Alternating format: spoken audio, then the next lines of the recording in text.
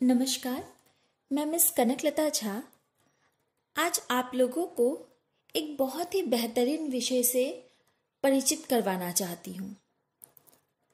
हम राष्ट्रीयता की बात करते हैं और राष्ट्रीयता की बात करते करते हम संकुचित हो जाते हैं।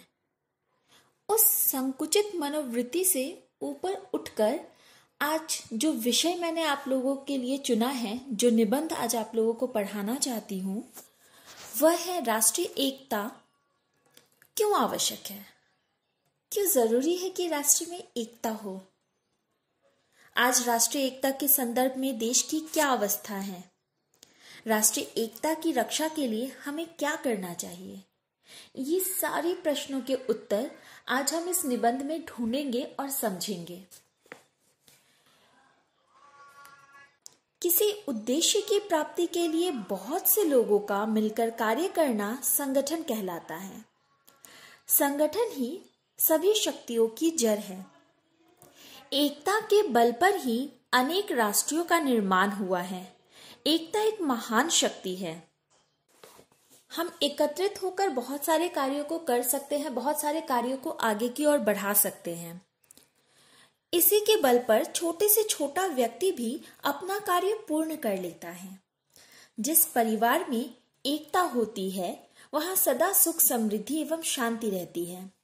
आप जो कार्य अकेले नहीं कर सकते, आप वो एकजुट होकर कर सकते हैं। जिस कार्य को अकेले करने से इंसान को डर लगता है, वो एकजुट होकर एकता स्थापित करके हम बहुत बेहतर तरीके से उस कार्य को समाप्त कर सकते हैं। एकता के बल पर बलवान शत्रु को भी पराजित किया जा सकता है। कोई बहुत बलवान है हमसे, जिससे लड़ने के बारे में शायद हम सोच भी नहीं सकते, या जिसके सामने हमें डर लगता हो, ऐसे लोगों से भी लड़ पाना एकता के बल पर बड़ा आसान हो जाता है। छोटे छोटे जीव जंतु भी संगठन के बल पर अपने सभी कार्य पूर्ण कर लेते हैं। आप एक चींटी को भी देखोगे, चींटियां क्या करती हैं, अगर एक चीनी का दाना जो है वो अकेले नहीं लेकर जा सकती तो 3, 4, 5 चींटियां मिलकर उस दाने को ले जाने में उसकी मदद करते हैं। तो यानी एकता में बड़ी ताकत होती है। मधुमक्खियां एकत्र होकर एक बहुत बड़े रसपिंड का निर्माण कर लेती है। अकेले एक मधुमक्खी शहद का एक उतना बड़ा संभार नहीं संभाल सकती। बहुत सारी मधुमक्खियां मिलकर उस शहद का निर्माण करती है जो हम और आप दोनों उसका स्वाद चखते हैं। एकता वह शक्ति है जिसके बिना कोई भी देश, समाज, संप्रदाय उन्नति नहीं कर सकता। एकता के अभाव के कारण ही हम लोग सैकड़ों वर्षों अंग्रेजों के गुलाम रहे। कहीं एक समय में एक जगह युद्ध आरंभ होता था तो कहीं दूसरी जगह में दूसरे वक्त में युद्ध आरंभ होता था। इससे अंग्रेजों को हमारे ऊपर अत्याचार करने का और षड्यंत्र बनाने का बहुत अच्छा मौका मिल जाता था।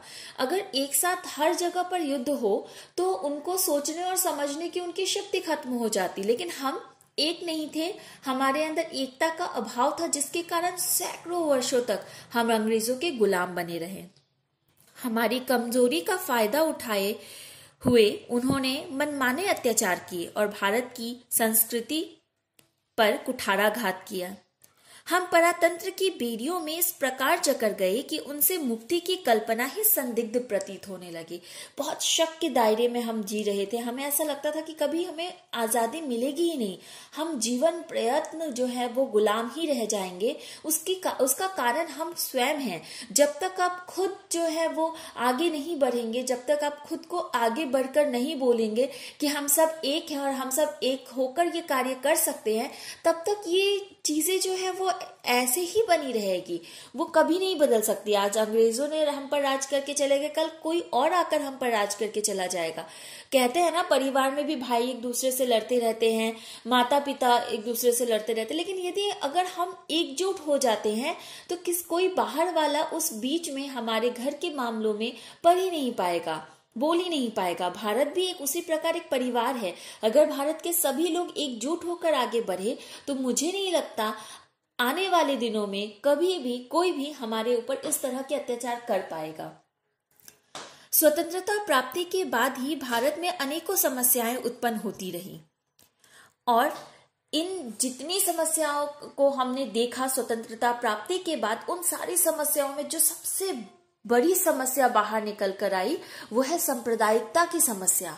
संप्रदाय को लेकर लड़ना, संप्रदाय को लेकर आगे बढ़ना, अपने संप्रदाय को ऊपर उठाना और दूसरे के संप्रदाय को नीचे कर देना, ये एक ऐसी समस्या हमारे सामने स्वतंत्रता प्राप्ति के बाद उभर कर आई जिसकी परिकल्पना हमने की ही नहीं थी जब तक हम गुलाम थे, क्योंकि हम तो एकता के बल पर आगे बढ़ रहे थे।